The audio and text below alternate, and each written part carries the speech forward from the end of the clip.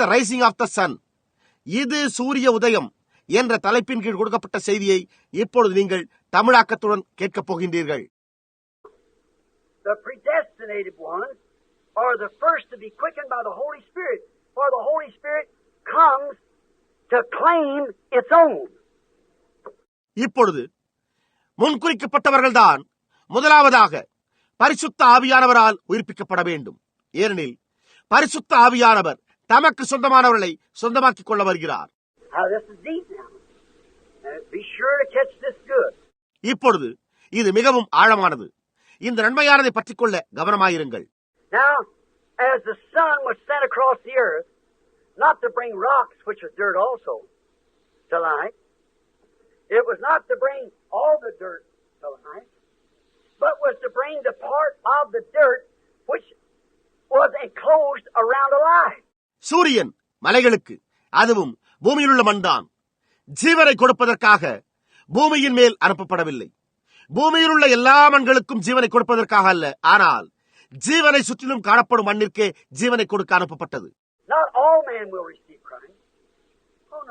எல்லா மனிதரும் கிறிஸ்துவை ஏற்றுக்கொள்ள மாட்டார்கள். ஓ இல்லை.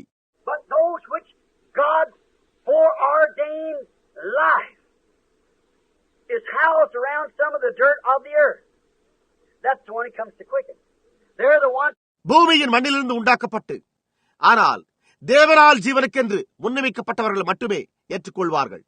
அவர்களை உயிர்ப்பிக்கவே அவர் வருகிறார். அவர்கள்தான் அந்த நபர்கள்.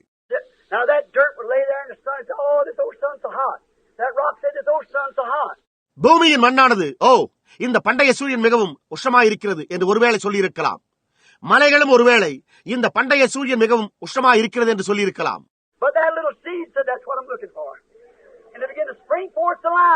ஆனால் அந்த சிறிய விதையோ, நான் இதற்காகவே காத்துக் கொண்டிருக்கிறேன் என்று சொல்லியது. அது விதையிலிருந்து ஜீவன் பிரவாகித்து ஓடத் துவங்கினது. அது மண்ணின் ஒரு பாகத்தை உயிர்ப்பித்தது.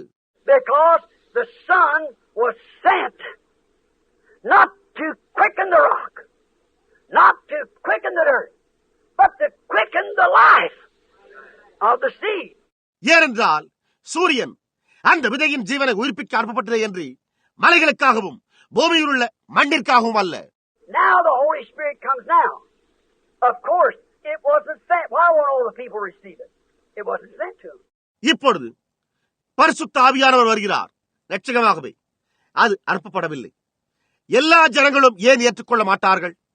அவர் அவர்களுக்காக அனுப்பப்படவில்லை. God told me, I don't care what you say. If you could raise up the dead or anything and heal the sick and prove it anyway, I still don't believe it. ஒரு நபர், நான் விசுவாசிப்பதில்லை, நீங்கள் என்ன கூறினாலும் எனக்கு கவலை இல்லை, உங்களால் மரித்தோரை உயிரோடு எழுப்ப முடிந்தால் அல்லது எந்த காரியத்தை செய்ய முடிந்தாலும், வியாதியஸ்தரை சுகமாக்க முடிந்தாலும், அதை நிரூபித்தாலும், எப்படி ஆயினும் நான் இன்னமும் அதை விசுவாசிக்க மாட்டேன் என்றான்.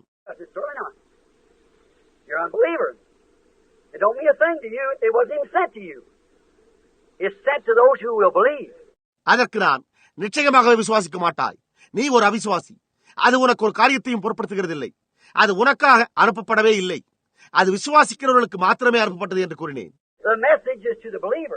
இச்செய்தி விசுவாசிக்கு மாத்திரமே.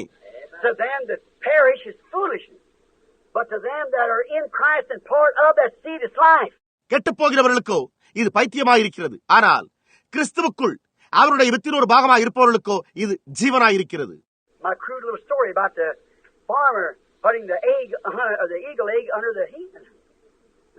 ஒரு விவசாயி ஒரு கழுகின் முட்டையை எடுத்து ஒரு கோழியிடம் அடைக்காக்க வைத்ததாக நான் சொல்லும் கலைநயமற்ற சிறுகதை உங்களுக்கு ஞாபகம் இருக்கிறதா? புரிகிறதா?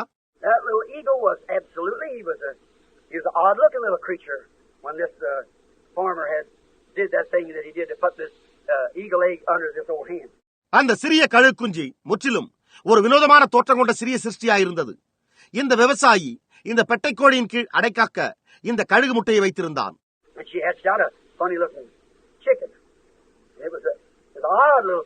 அந்த பெட்டை கோழி ஒரு வினோதமான தோற்றம் கொண்ட கோழி குஞ்சை பொறித்தது.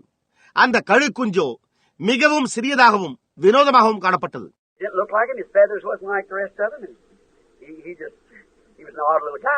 அது மற்ற கோழி குஞ்சுகளைப் போல இல்லை. அதனுடைய இறக்கைகள் மற்ற கோழி குஞ்சுகளுக்கு இருந்ததை போல இல்லை. அது மற்ற கோழி குஞ்சுகளை விட சற்று வினோதமாக காணப்பட்டது. And all the rest of the chickens recognized him, an odd fellow. மற்ற எல்லா கோழி குஞ்சுகளுக்குமே அது ஒரு கோழி குஞ்சு அல்ல என்பது தெரிந்துவிட்டது. And the hen went around. He didn't even like the diet she was feeding him. தாய்க்கோழி எல்லா இடங்களுக்கும் சென்று தாய்க்கோழி போஷித்துக் கொண்டிருந்த ஆகாரம் அந்த கழு குஞ்சுக்கு பிடிக்கவே இல்லை. He just didn't like that scratching in the barnyard. He didn't have nothing to do with that.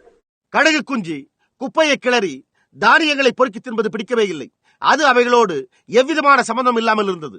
So he wondered why he had to be the odd one around there. See? ஆகையால் தான் ஏன் வினோதமான ஒன்றாக அந்த கோழி குஞ்சுகளோடு இருக்க நேரிட்டது என்பதை குறித்து அந்த கழுகு குஞ்சு ஆச்சரியப்பட்டது. பார்த்தீர்களா? And he never tasted anything that he just eat enough to keep him alive because he didn't like the taste of it. See? Because he wasn't a chicken to begin with. கோழி குஞ்சுகள் தின்ற எதையுமே அதனால் ருசித்து உண்ண முடியவில்லை. தான் உயிர் வாழ்வதற்கு தேவையான கொஞ்ச அளவு தீனியை உட்கொண்டது. ஏனெனில் அதற்கு அந்த தீனியின் ருசி பிடிக்கவில்லை. பாருங்கள், ஏனென்றால் அது துவக்கத்திலேயே ஒரு கோழி குஞ்சா இருக்கவில்லை. புரிகிறதா? And the hen would cluck and, days of miracles is past. There is no such a thing. Join the church. It just didn't hit right with the little guy. அற்புதங்களின் நாட்கள் கடந்து விட்டன. அப்படி ஒரு காரியமே கிடையாது. சபையில் வந்து சேர்ந்து விடுங்கள் என்று கோழி கொக்கரிப்பது உங்களுக்கு தெரியுமா? இப்படிப்பட்ட காரியங்கள் ஒன்றுமே அந்த சிறிய கழு குஞ்சுக்கு புரியவில்லை.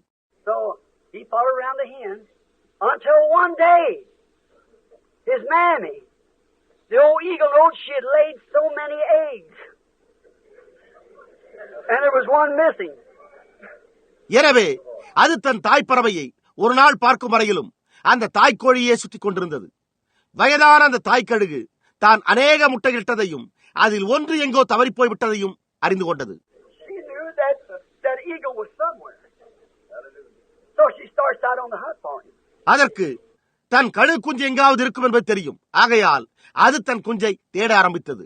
And she circled over the mountain tops and down in the valleys and over and everywhere where he might be. By this time, it's time for him to be born. It's time for him to be hatched out. அது மலையின் உச்சியிலும் பள்ளத்தாக்குகளிலும் மற்ற எல்லா இடங்களிலும் தன்னுடைய குஞ்சு எங்கே இருக்கிறது என்பதை வட்டமடித்து தேடியது. இந்நேரம் முட்டையிலிருந்து குஞ்சு வெளிவரும் நேரம் இதுவே. முட்டை குஞ்சு பொரிப்பதற்குரிய நேரம் இதுவே. So maybe a crow come in and picked up my egg. Maybe a vulture. I don't know. Something picked up my egg. ஒரு காகமோ அல்லது ஒரு பருந்தோ என்னுடைய முட்டை எடுத்துக்கொண்டு போயிருக்கும். எனக்கு தெரியாது. ஏதோ ஒன்று என்னுடைய முட்டை எடுத்துக்கொண்டு போய்விட்டது. But I know that egg is in my mind. Hallelujah. I got a son somewhere. I got the honey. ஆனால் என்னுடைய சிந்தையில் அந்த முட்டை இருந்தது என்பது எனக்கு தெரியும். எங்கோ ஒரு இடத்தில் என்னுடைய குமாரன் இருக்கிறான். நான் அவனை தேட வேண்டும் என்று சொல்லிக் கொண்டது. He's that great eagle. தேவனும் அப்படியே செய்கிறார். அவரே அந்த மகத்தான கழுகு. In his thoughts, he knew to have a church. He knew to have a people. அவர் தம்முடைய சிந்தையில் தமக்கு ஒரு சபை உண்டு என்பதை அறிந்திருந்தார். அவர் தமக்கு ஒரு கூட்ட ஜனங்கள் உண்டு என்பதையும் அறிந்திருந்தார். No matter what's cuddled him, no matter what is hatched out under, he's hunting. He's hunting for his own. அவர்களை சுற்றி எது இருக்க பற்றியிருந்தாலும், அவர்கள் எந்த ஸ்தாபனத்தின் பிடியில் சிக்கியிருந்தாலும் அதை பற்றி எல்லாம் ஒன்றும் கவலை இல்லை. அவர் தமக்கு சொந்தமானவர்களை தேடிக்கொண்டிருக்கிறார். And one day, the story goes, this old eagle flew over the barnyard. She's looking everywhere and she found him. அந்த கழுகினுடைய கதையானது இப்படியாக போய்கொண்டே இருக்கிறது.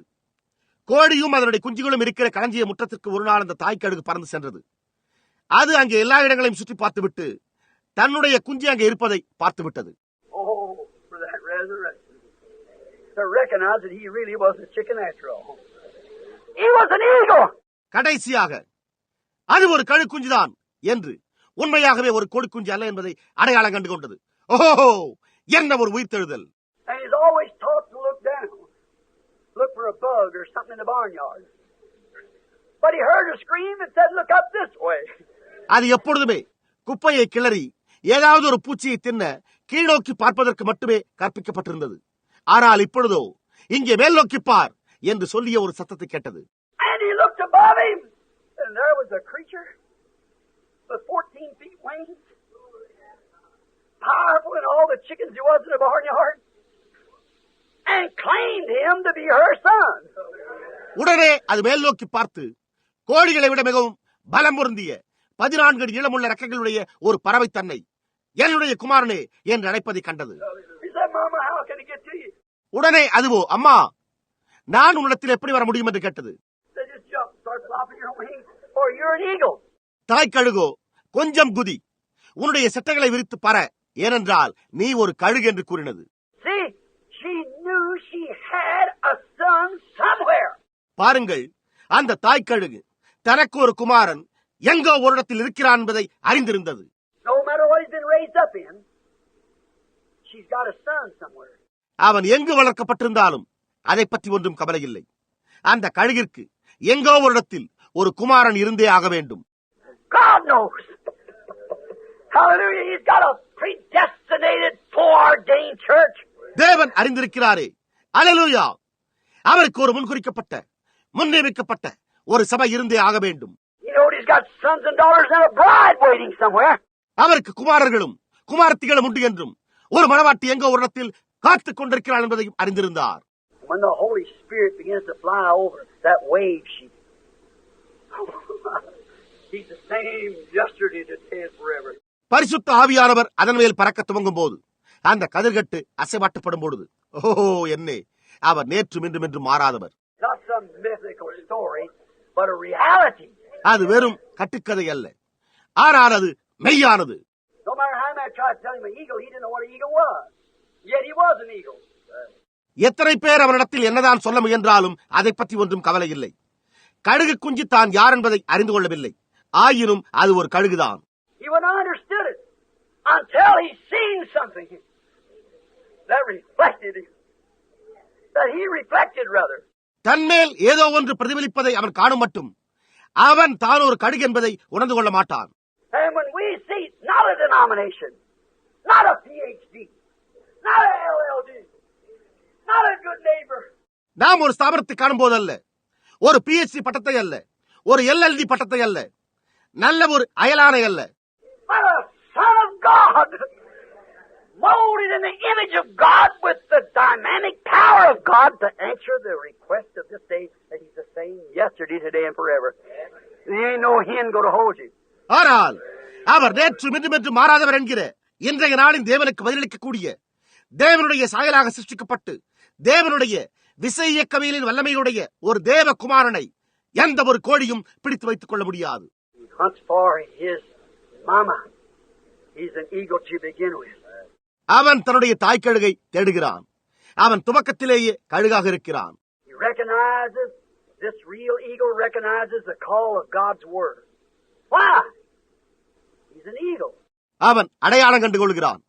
இந்த உண்மையான கழுகு தேவனுடைய வார்த்தையின் அழைப்பை அடையாளம் கண்டுகொள்கிறது. ஏன்? அவன் ஒரு கழுகு. An eagle to an eagle. ஒரு கழுகிலிருந்து இன்னொரு கழுகிற்கு. The word, before the foundation of the word, to the word.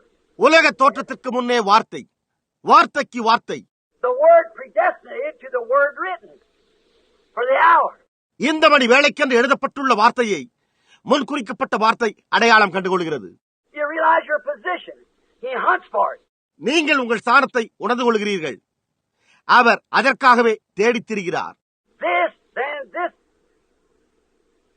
earthly body is quickened and brought by the quickening Spirit of God to obedience to the Word of God. ஆகையால் தேவனுடைய ஆவியானவரின் உயிர்ப்பிக்கும் வல்லமையினால் கொண்டு வரப்பட்டு இந்த பூமிக்குரிய சரீரத்தை உயிர்ப்பித்து தேவனுடைய வார்த்தைக்கு நம்மை கீழ்ப்படிய செய்கிறது. Quickly, when he wanted to know how to get there with her, he'd been taught he couldn't do that. உடனடியாக அவன் தன்னுடைய தாய் கழுகிடம் எப்படி பறந்து செல்வது என்று அறிய விரும்பின போது அவன் பறக்க முடியாது என்று கற்பிக்கப்பட்டிருந்தான். You can't get no higher, you jump. He's a chicken. See? நீ உயரமான தூரத்திற்கு பறக்க முடியாது, நீயோ ஒரு கோழி குஞ்சு என்று தாய்க்கோழி சொல்லிற்று. புரிந்து கொண்டீர்களா? But this eagle said that's not so. ஆனால் அப்படியல்ல என்று இந்த கழுகு கூறினது. Well, look at the chickens. நல்லது, கோழி குஞ்சுகளை பார். No matter what the chickens are, you're an eagle. கோழி குஞ்சுகள் எப்படி இருந்தாலும் கவலை இல்லை, நீயோ ஒரு கழுகு. Just start spreading those wings. Get a little exercise in them. Start moving up.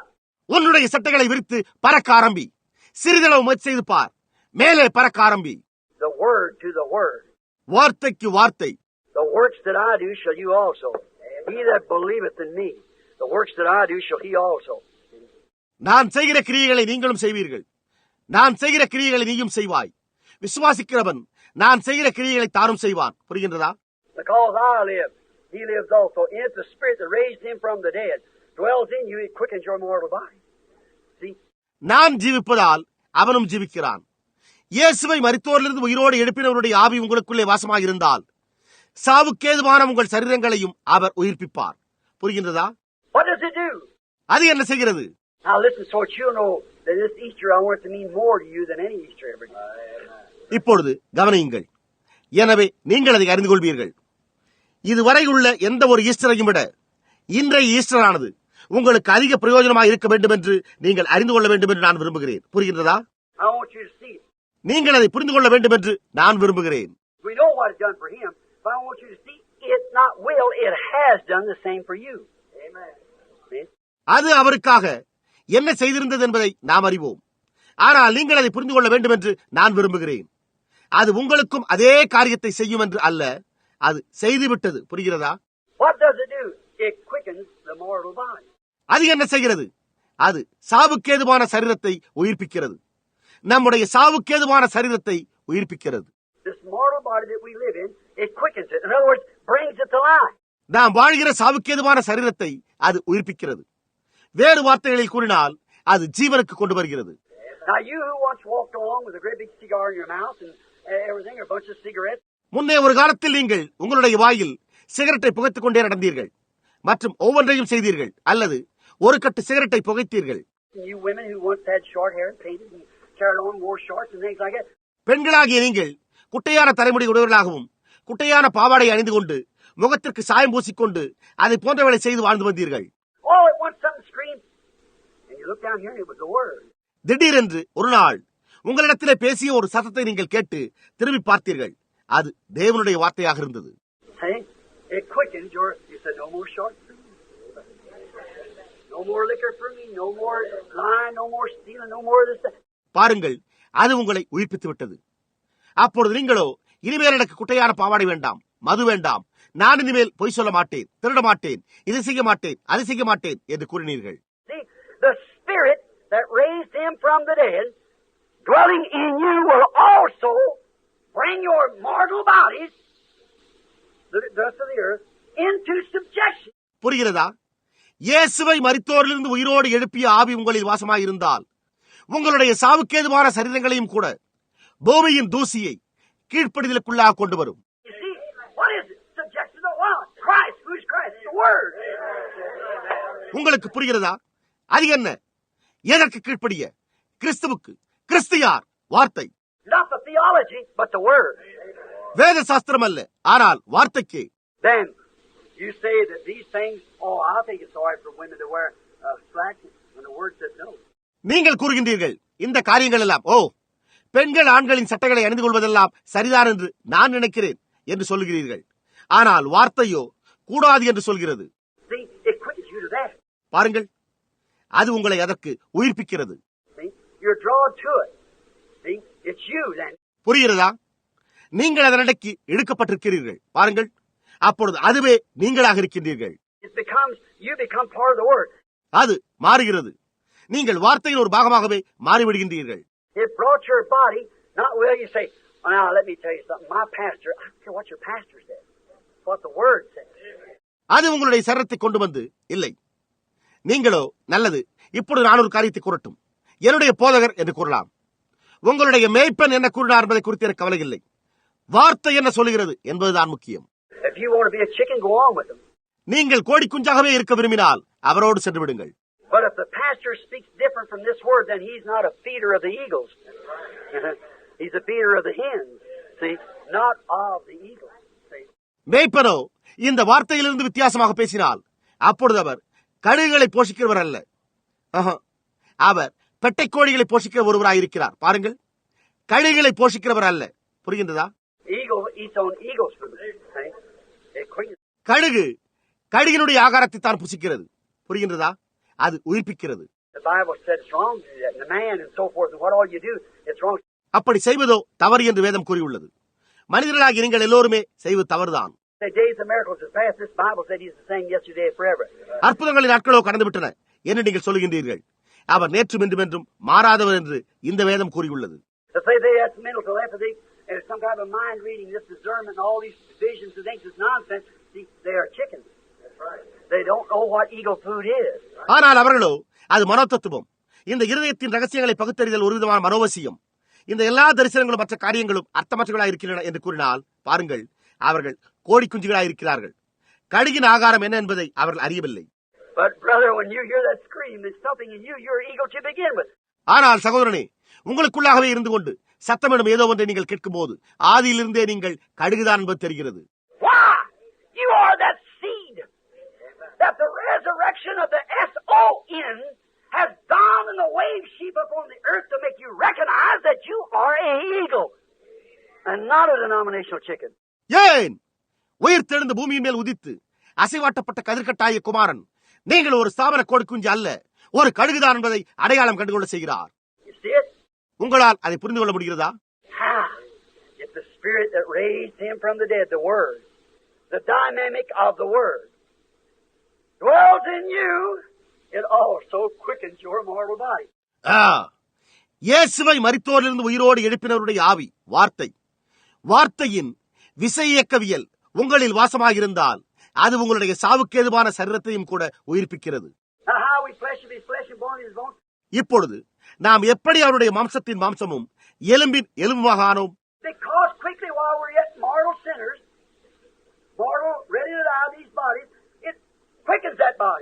ஏனென்றால் சீக்கிரமாக நாம் சாவுக்கேதுவான பாவிகளாக இருக்கையில் சாவுக்கேதுவான மரிப்பதற்கு ஆயத்தமாக உள்ள இந்த சரீரங்கள் அது அந்த சரீரத்தை உயிர்ப்பிக்கிறது. எது உயிர்ப்பிக்கிறது? ஜீவனுக்கு கொண்டு வருகிறது.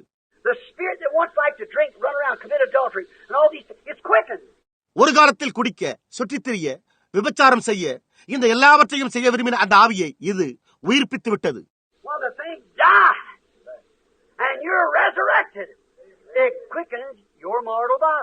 ஏன் அந்த காரியம் மரித்து விட்டது, நீங்களோ உயிர்ப்பிக்கப்பட்டீர்கள். அது உங்களுடைய சாவுக்கு ஏதுவான சரீரத்தை உயிர்ப்பிக்கிறது.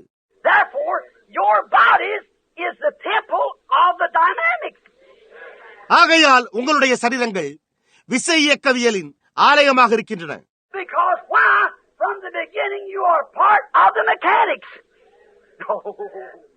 ஏன்? ஏனெனில் ஆதியிலிருந்தே நீங்கள் இயக்கவியலின் ஒரு பாகமாக விளங்குகின்றீர்கள். ஓஹோ, அதுவே உங்களுடைய உயிர்த்தெழுதல், அதுவே அவருடன் உயிர்த்தெழுதலில் உள்ள சபையாயிருக்கிறது. இந்த சாவுக்கேதுவான சரீரங்கள் இப்பொழுதே உயிர்ப்பிக்கப்படுகின்றன.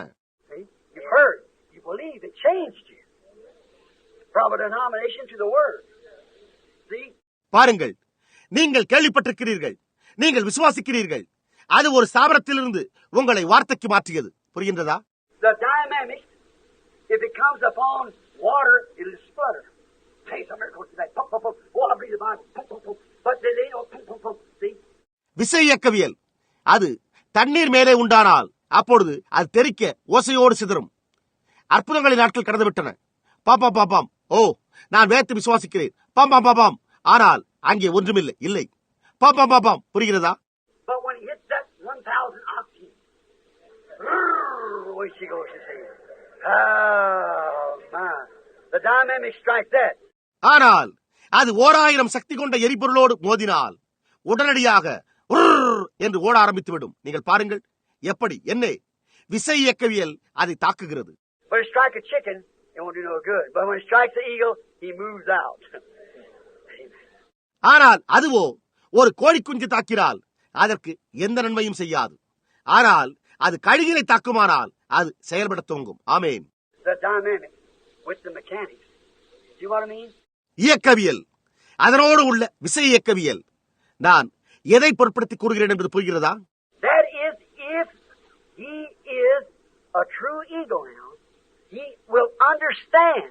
அதாவது இப்பொழுது அவன் ஒரு உண்மையான கழுகாக இருந்தால் அப்பொழுது அவன் புரிந்து கொள்வான். Let me straighten a little scripture here for you. I think we're off of the phone, but we are still here. உங்களுக்காக நான் இங்கே ஒரு சிறு வேதவசனத்தை தெளிவாக குறிப்பிட விரும்புகிறேன். தொலைபேசி இணைப்பு துண்டிக்கப்பட்டு விட்டது என்று நினைக்கிறேன், ஆனால் நாம் இன்னும் இங்கே இருக்கிறோம். St. John 5:24. Jesus said, "He that heareth my word and believeth on him that sent me has everlasting life. பரிசுத்த யோவான் 5ஆம் அதிகாரம் 24ஆம் வசனத்தில் இயேசு, என் வசனத்தை கேட்டு என்னை அனுப்பினவரை விசுவாசிக்கிறவனுக்கு நித்திய ஜீவன் உண்டு என்றார். Now look, I go down the street and just take that literally what it is without the spiritual understanding. Now, I may just say nothing else, but it's saying what it says. இப்பொழுது பாருங்கள், நான் வீதியில் சென்று அதை எந்த விதமான ஆவிக்குரிய புரிந்து கொள்ளுதலும் இல்லாமல் அது எப்படி உள்ளதோ அதை அப்படியே எடுத்துக்கொள்கிறேன் என்று வைத்துக் கொள்வோம். அதாவது அதை வேறு விதமாக கூறாமல் அது எதை கூறுகிறதோ அதை அப்படியே கூறுவதாகும். See, the right word there in the Greek, in the original, it says, he that understandeth my word. பாருங்கள், மூல கிரேக்க வார்த்தையில் இவ்விதமாக சரியாக எழுதப்பட்டுள்ளது, என் வசனத்தை புரிந்து கொள்கிறவன் என்று கூறுகின்றது. Now to prove that's right, I go down here, there's a drunk coming along the street with some other man, wife on his arms and cussing and taking God's name in vain and everything else like that. இப்பொழுது அது சரி என்று நிரூபிக்கிறது. நான் இங்கே செல்லும் போது தெருவில் ஒரு குடிகாரன் வேறொருடைய மனைவியை தன் கைகளில் அணைத்துக் கொண்டு சாபமிட்டுக் கொண்டு தேவனுடைய வார்த்தையை வீணாக உபயோகப்படுத்திக் கொண்டு வேறு அப்படிப்பட்ட எல்லா காரியங்களோடும் வந்து கொண்டிருக்கிறான் என்று வைத்துக் கொள்வோம். Say, did you hear what that preacher said? Did you? Yeah, I heard it. That don't mean he's got eternal life. அப்பொழுது நான், பிரசங்கியார் சொல்லியது நீங்கள் கேட்டீர்களா என்று நான் அவனிடத்தில் கேட்கிறேன் என்று வைத்துக் கொள்ளுங்கள். அதற்கு அவனோ, ஆம், நான் அதை கேட்டேன் என்பான். எனவே அவன் நித்திய ஜீவனை பெற்றுவிட்டான் என்பது அதன் அர்த்தம் அல்ல. புரிகிறதா? பார்த்தீர்களா? He that understandeth my word, he that is an eagle. என்னுடைய வார்த்தையை புரிந்து கொள்கிறவன் அவன் ஒரு கழுகு. Now, Brother Branham want more scripture than that. இப்பொழுது அதை பற்றி இன்னும் அதிகமான வசனங்கள் எனக்கு தேவை சகோதரன் பிரணாமே என்கிறீர்களா? All right. My sheep hear my voice. A stranger they won't follow. சரி, என் நாடுகள் என் சத்தத்திற்கு செவி கொடுக்கிறது, அவைகள் அந்நியனுக்கு பின் செல்வதில்லை. As in the marriage and divorce case the other day, when the Holy Spirit had told me that, now I come said it just the way He told me. அன்றுதான் விவாகமும் விவாகரத்தும் என்ற செய்தியை பிரசங்கிக்கும் பொழுது பரிசுத்த ஆவியானவர் என்னிடம் சொல்லியிருந்தபடியே அவர் என்னிடம் கூறின விதமாகவே நான் அதை கூறினேன். Some minister lady gave me a right sharp little ball and out. She said, I guess you take the place of God. ஒரு பெண் ஊழியக்காரி என்னை மிக கடுமையாக கடிந்து கொண்டு சற்று கத்திவிட்டாள்.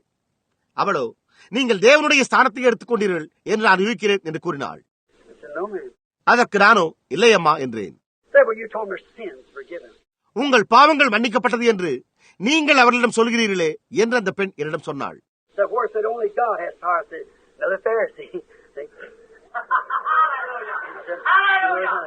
மேலும் அவள் எங்கே என்று கூறி, நல்லது, தேவன் ஒருவர் மாத்திரமே பாவங்களை மன்னிக்க அதிகாரம் உள்ளவர் என்றாள். பாருங்கள், மற்றொரு பரிசேயன். புரிகிறதா? That you might know that Jesus told Peter and the apostles after he had the revelation of who he was. நீங்கள் பாருங்கள், இயேசு பேதுருவினிடத்திலும் மற்ற அப்போஸ்தலரிடத்திலும் கூறினதை நீங்கள் அறிந்திருக்கலாம். அவர் யாராய் இருந்தார் என்ற வெளிப்பாட்டை பேதுரு பெற்றுக்கொண்ட பிறகே கூறினார் என்றேன். பேதுரு, நீர் தேவனுடைய குமாரனாகிய கிறிஸ்து என்று அவரிடம் கூறினான். He said, Blessed art thou, son of Jonas. Flesh and blood never revealed this to you, but my Father which is in heaven has revealed it.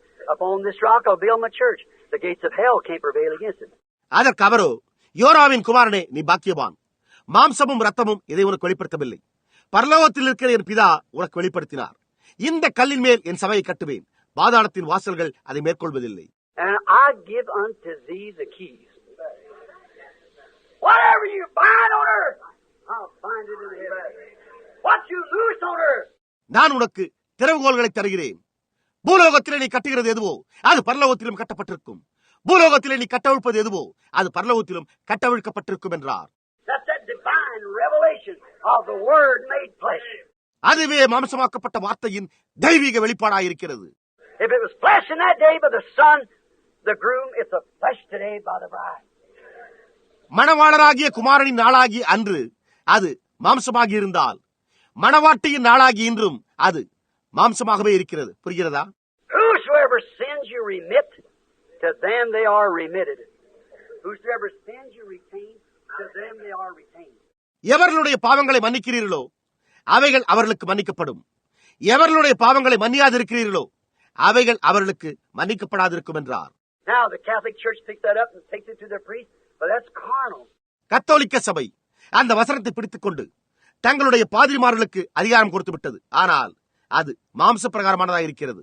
Watch. It was the spiritual revealed word that did it. கவனியுங்கள், அது ஆவிக்குரிய பிரகாரமானதாக இருந்தது. வெளிப்படுத்தப்பட்ட வார்த்தையே அதை செய்தது.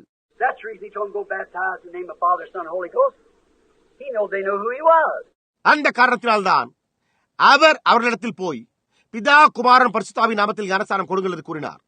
அவர் யாராய் இருந்தார் என்பதை அவர்கள் அறிந்திருந்ததை அவர் அறிந்திருந்தார். Talking to a little preacher the other day, he said to me, he said, "Now, Brother Branham, I've come out and went over to a certain church, a Pentecostal church." அன்று நான் ஒரு சிறிய பிரசங்கியாரிடம் பேசிக் கொண்டிருந்தேன். அப்பொழுது அவரோ, சகோதரன் பிரணாமே, நான் முன்பிருந்து வந்த இந்த சபையிலிருந்து வெளியேறி இப்பொழுது இன்ன விதமான ஒரு பெந்தேகோஸ்தே சபையில் சேர்ந்து விட்டேன் என்று என்னிடத்தில் கூறினார். Where the Pentecostal now start taking the round wafer, you've heard of that, I guess. The kosher, the moon god, Pentecost சபையாரும் கூட இப்பொழுதெல்லாம் வட்ட வடிவமான அப்பத்தை எடுக்க ஆரம்பித்து விட்டார்கள் என்பது உங்களுக்கு தெரியுமா? கோசர் என்பது சந்திரதேவனை குறிக்கின்றது என்று நான் கூறியதை நீங்கள் கேட்டிருக்கிறீர்கள். They all accepted it and taken it. பெந்தேகோஸ்தையினர் எல்லோருமே அதை ஏற்றுக்கொண்டு இப்பொழுதோ அந்த வட்ட வடிவமான அப்பத்தை எடுத்துக் கொள்கிறார்கள். This man said, his congregation went to him, he said, "What I bless is blessed." Now, is that what the priest says? He has power to turn it back to the body of Christ? இந்த மனிதன் கூறினார், அவருடைய சபையோர் அவரிடத்தில் சென்றார்களாம்.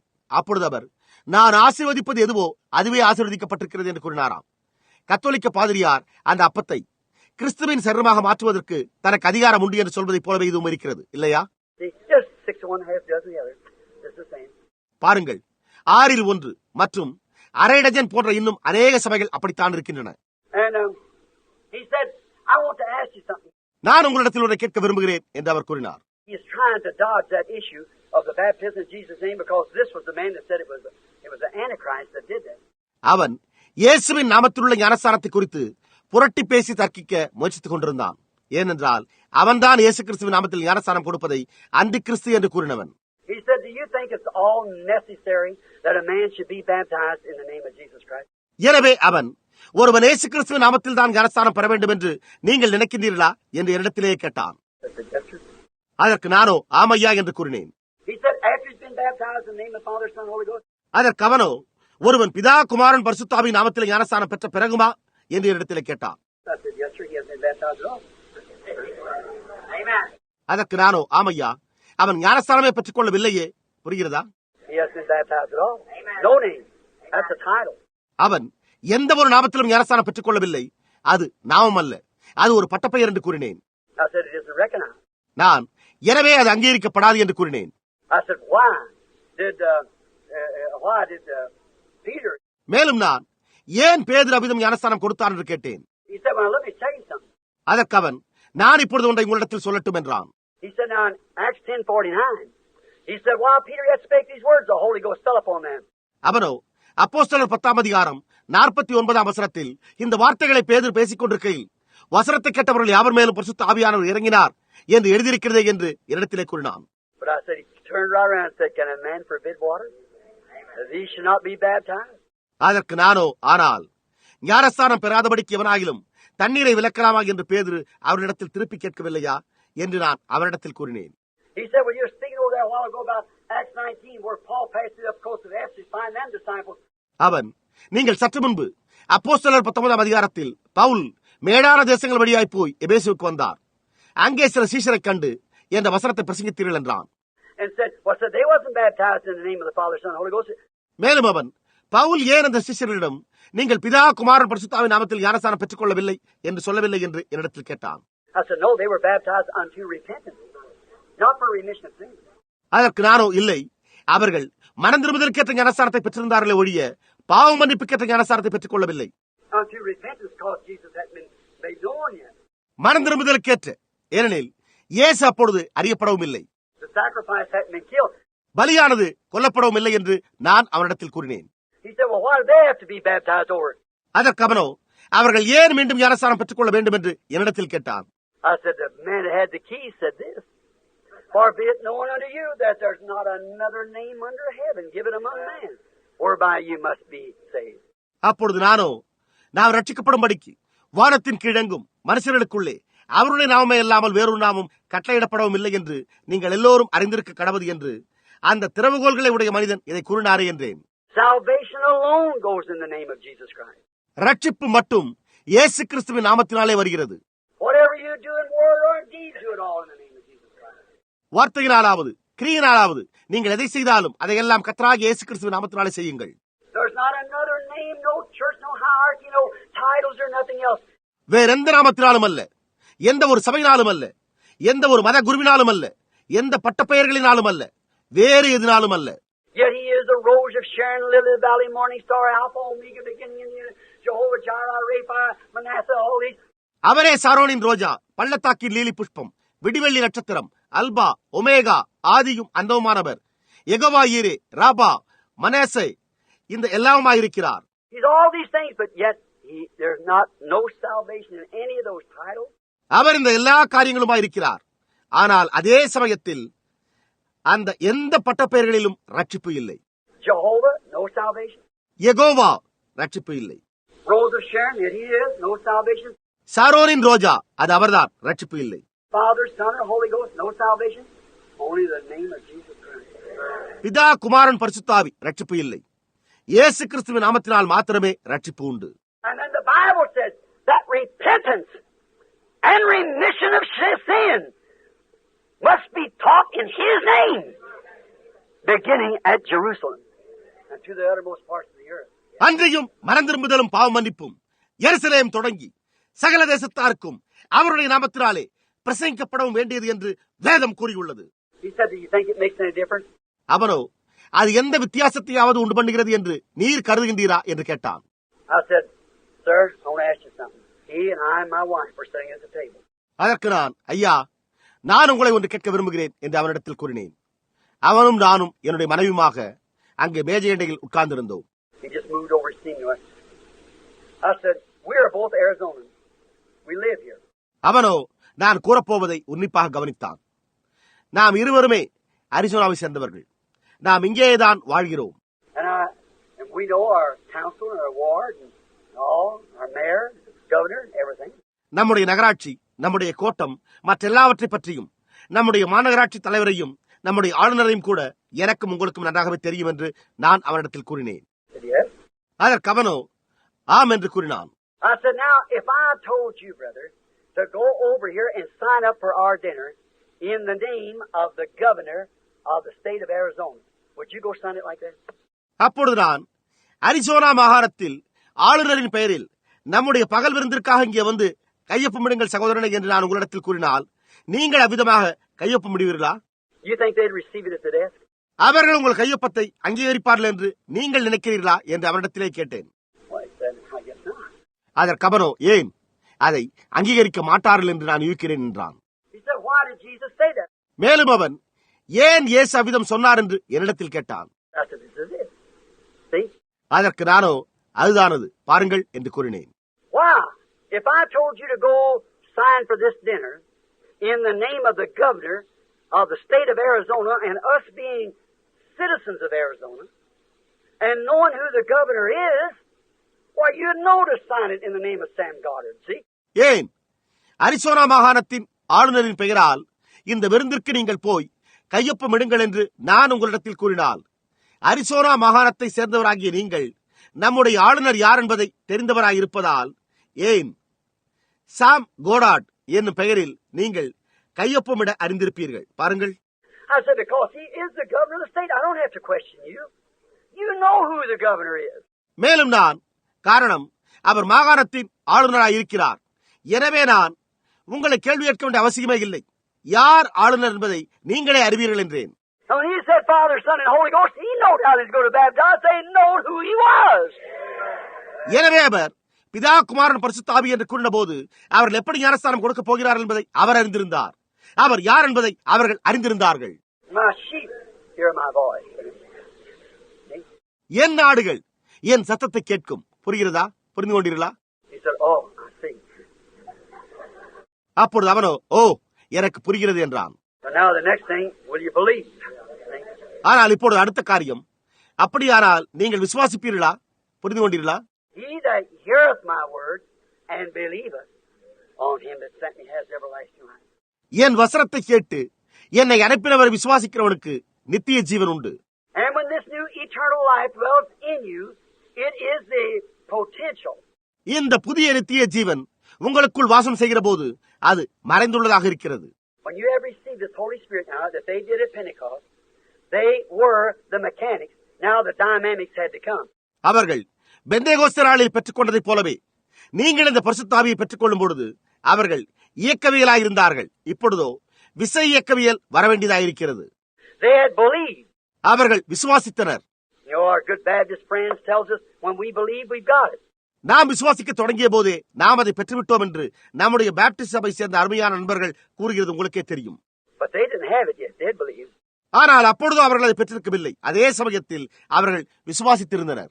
Acts 19, they had believed, but they didn't have. Have you received the Holy Ghost since you believe?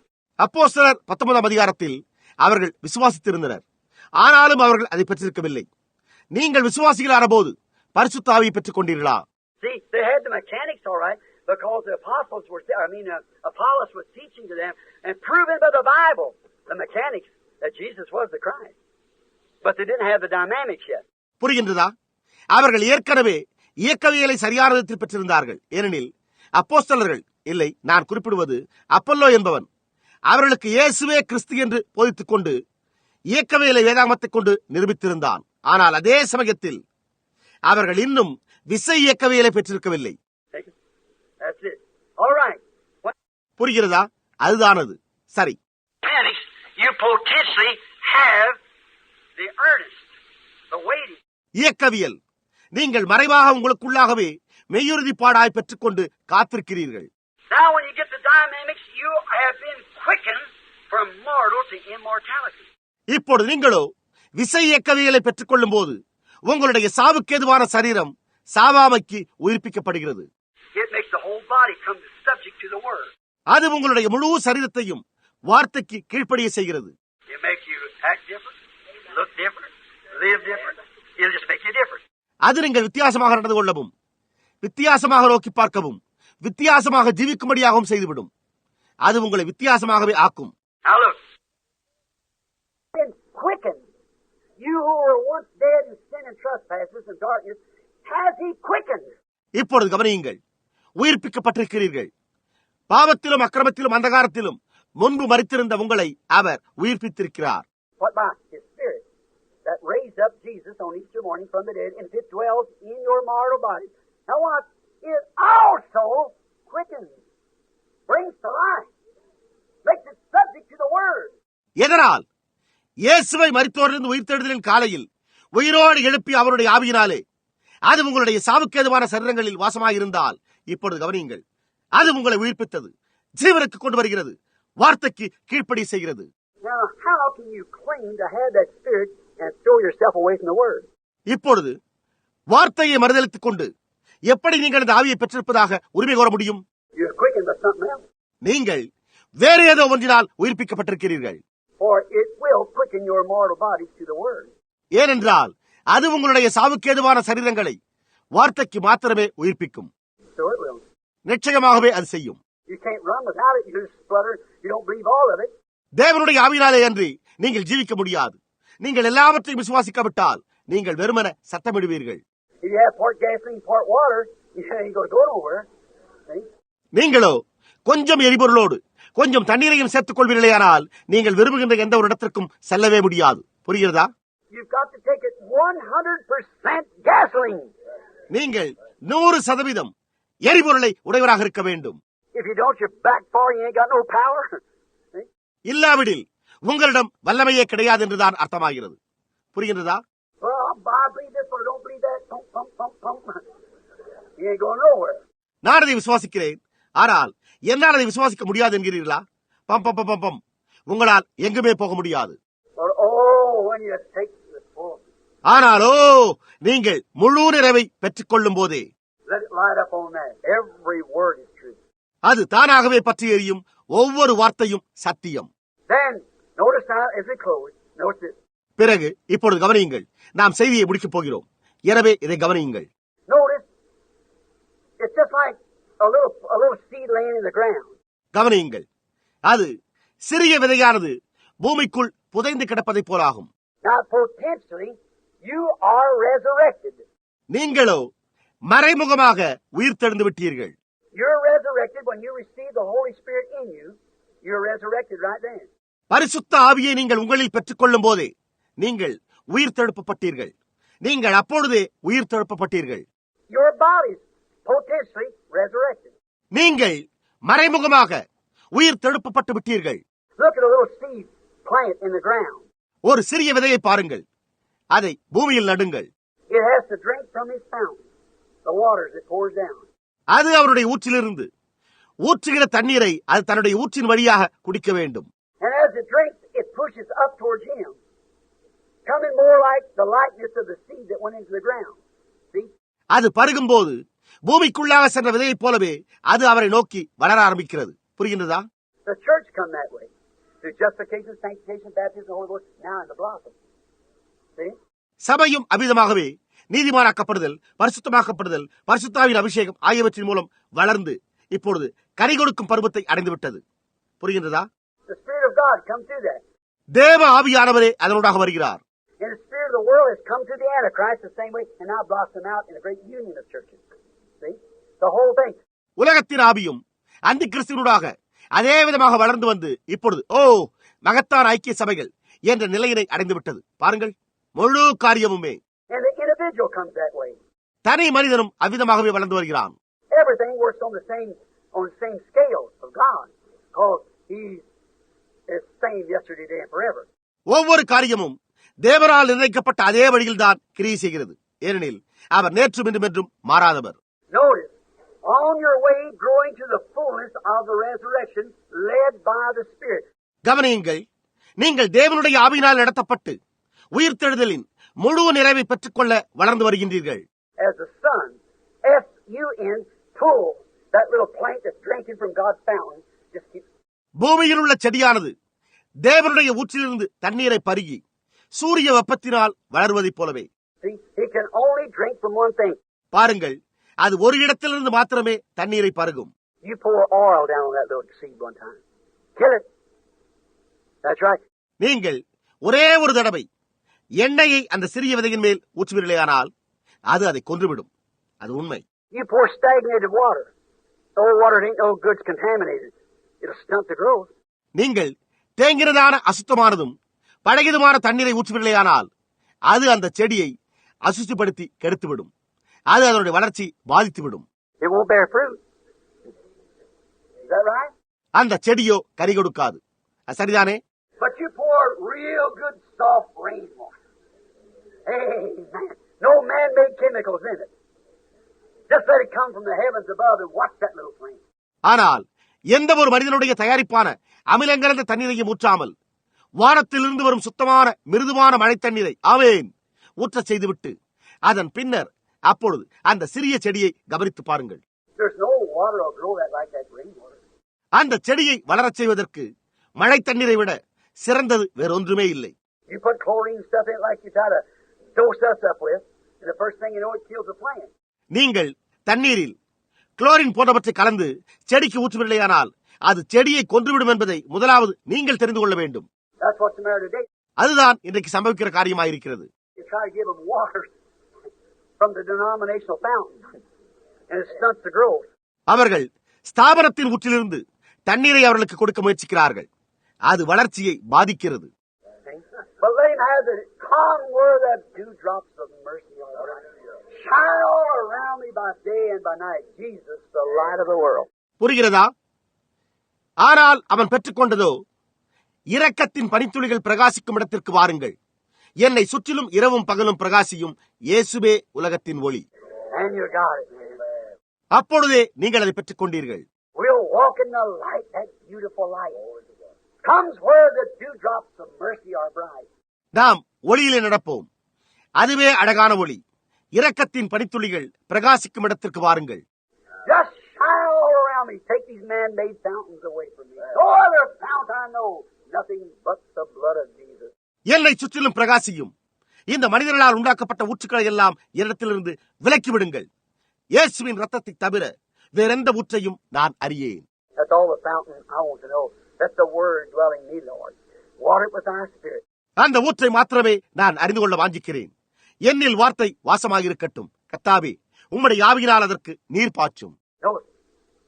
Now, if that spirit that raised up Jesus from the grave dwells in you, you potentially have life, led by the Spirit to quicken the word to you to believe it. கவனியுங்கள். இப்பொழுது இயேசுவை மரித்தோரிலிருந்து உயிரோடு எழுப்பிய அதே ஆவி உங்களில் வாசமாயிருந்தால் நீங்கள் உங்களுக்குள்ளாகவே மறைமுகமாக ஜீவனை பெற்றுக் கொள்வீர்கள். நீங்கள் வார்த்தையை விசுவாசிக்கும்படி, உங்களை அது உயிர்ப்பிக்கும்படி ஆவியானவரால் நடத்தப்படுவீர்கள். The little thing keeps pushing up as it grows.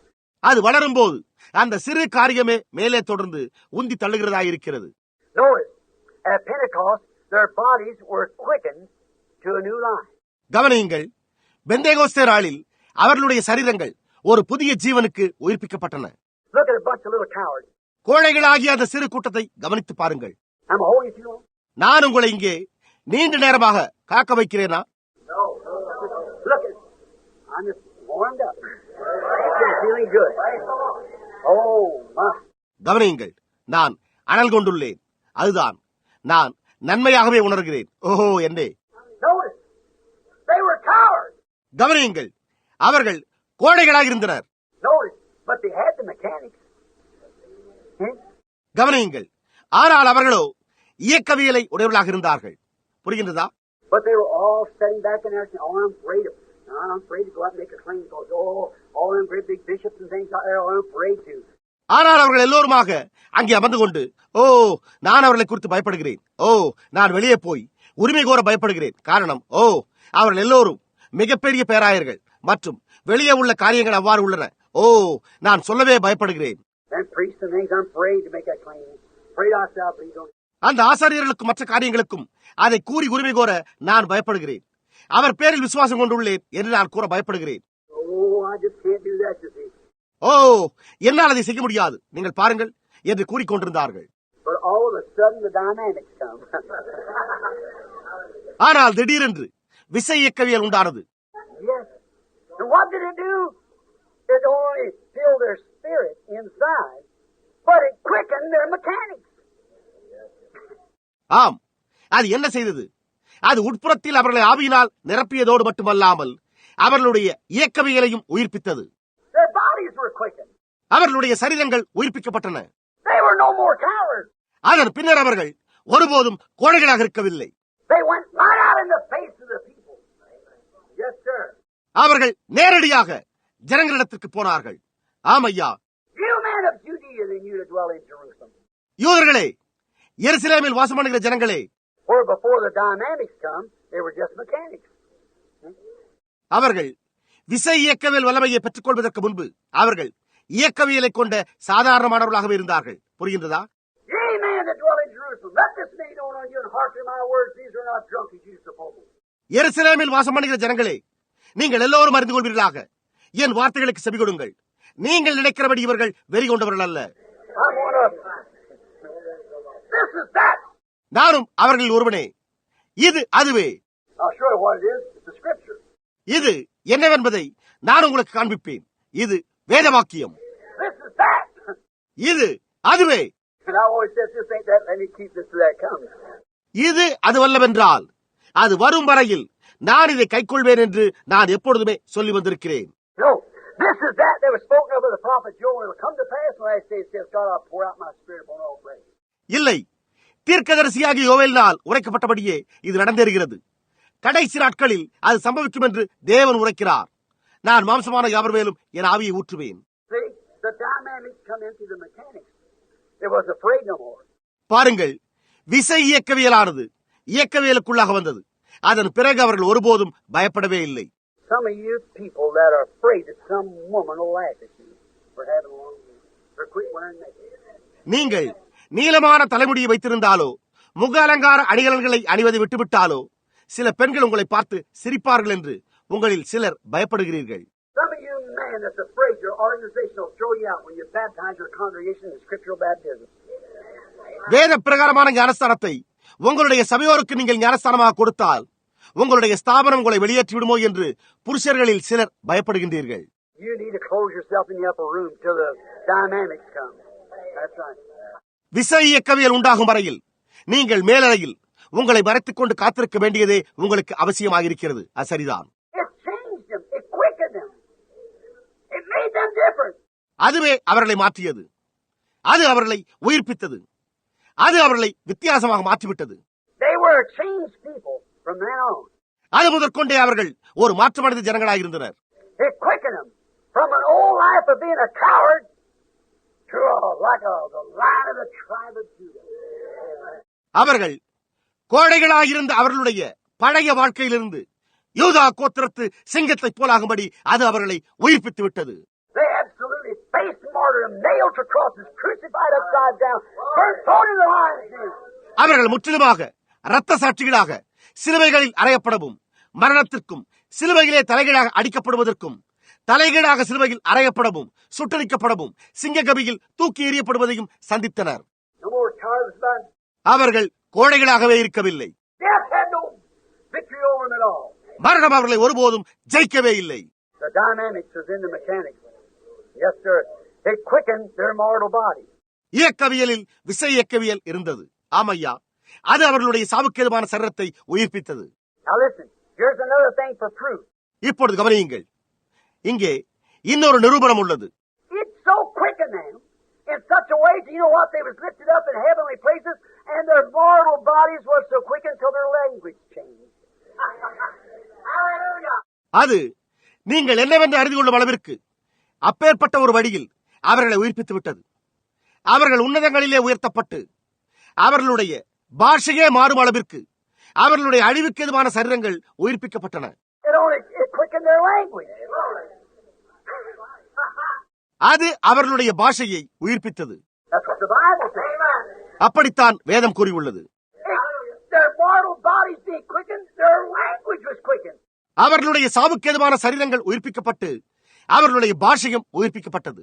Their thoughts were quickened. Their spirits were quickened. Their life were quickened. They were quickened all together. அவர்களுடைய சிந்தனைகளும் உயிர்ப்பிக்கப்பட்டன. அவர்களுடைய ஆவிகளும் உயிர்ப்பிக்கப்பட்டன. அவர்களுடைய ஜீவனும் உயிர்ப்பிக்கப்பட்டன. அவர்கள் எல்லாவற்றிலுமே உயிர்ப்பிக்கப்பட்டார்கள். They tried to talk and couldn't talk in any more human languages. They're so quickened up in the presence of God till they spoke in new tongues, a heavenly language. அவர்கள் மானிட பாஷைகளில் பேச முயன்றும் முடியாமற் போயிற்று. அவர்கள் அந்நிய பாஷையில், ஒரு பரலோக பாஷையில் பேச முடிந்த அளவிற்கு அவர்கள் தேவனுடைய பிரசன்னத்திலே அவ்வளவாய் உயிர்ப்பிக்கப்பட்டனர். What a quickening time. என்ன ஒரு உயிர்ப்பிக்கும் வல்லமை! If the Spirit that raised up Jesus from the dead dwells in you, oh, hallelujah! It will quicken your mortal bodies. இயேசுவை மரித்தோரிலிருந்து எழுப்பினருடைய ஆவி உங்களில் வாசமாயிருந்தால், ஓ அல்லேலூயா, அது உங்களுடைய சாவுக்கேதுவான சரீரங்களையும் உயிர்ப்பிக்கும். It'll make you do things you didn't do before. அது உங்களை நீங்கள் முன்பு செய்திராத கிரியைகளை செய்யும்படிக்கு செய்யும். It's full of quickening power then. See? அப்பொழுதோ அவர்கள் நிறைவான உயிர்ப்பிக்கும் வல்லமையை பெற்றிருந்தார்கள். புரிகிறதா? Your body ain't subject to sin no more. Your desire. உங்களுடைய சரீரம் இனி ஒருபோதும் பாவத்திற்கு அடிமைப்பட்டிருக்காது. நீங்கள் உங்களுடைய வாஞ்சைகள். He said, come on out here. He said, shut your mouth. வெளியே பாருங்கள் என்று அவர் சொல்லுகிறார். உன் வாயை மூடு என்று நீங்கள் சொல்லுகிறீர்கள். Oh, we got the bigger. Shut your mouth. ஓ, எங்களிடம் பெரிய பெரிய, உன் வாயை மூடு. You're an eagle. என்னே, நீ ஒரு கழுகு. You ever see how independent an old eagle walks? ஒரு வயதான கழுகு எவ்வளவு சுதந்திரமாய் நடந்து கொள்ளும் என்று நீ எப்பொழுதாவது பார்த்ததுண்டா? He don't hop like a vulture. See, they were dead and all the carrion laying on the ground. அது ஒரு வல்லூரை போன்று நடந்து கொள்ளாது. பாருங்கள், பூமியின் மேல் கிடக்கின்ற எல்லா சத்த மாம்சத்தையும் அது புசிக்காது. Doctor, he walks around. இல்லை ஐயா, அது பெருமிதமாகவே நடந்து கொள்ளும். Shut your mouth. உன் வாயை மூடு. Oh, here's a good dinner over here. Not for me. ஒரு நல்ல விருந்து உண்டே, அது எனக்காக அல்ல. My desires has changed. My appetite is different. பாருங்கள், என்னுடைய வாஞ்சைகள் எல்லாம் மாறிவிட்டன. என்னுடைய பசி வித்தியாசமானது.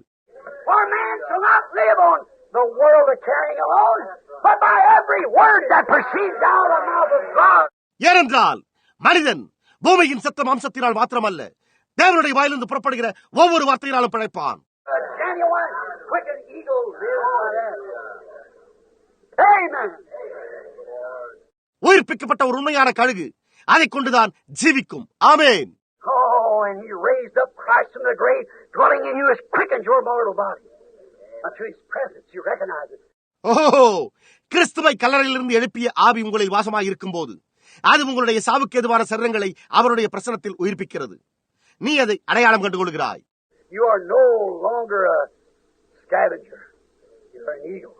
நீ ஒருபோதும் ஒரு பூலோக தொட்டி அல்ல, நீ ஒரு கழுகு. You don't want the things of the world. You're a son, daughter of God. நீயோ உலகத்தின் காரியங்களை வாஞ்சிப்பதில்லை. நீ ஒரு தேவனுடைய குமாரனும் குமாரத்தியுமாக இருக்கிறாய். You're facing at a fountain that the world knows nothing about. You're drinking the... உலகம் அறிந்திராத ஊற்றண்டையிலே நீ புசித்துக் கொண்டிருக்கிறாய். நீ அதையே பருகிக் கொண்டிருக்கிறாய். Somebody knows the world knows nothing about. You're eating hidden manna that the world never even knows nothing of it. For you're an eagle. ஒரு சிலர் மாத்திரமே அதை அறிவர். உலகமோ அதை பற்றி ஒன்றுமே அறியவில்லை. உலகம் ஒருபோதும் அறிந்திராத மறைவான மன்னாவை நீ புசிக்கிறாய். ஏனென்றால் நீ ஒரு கழுகு.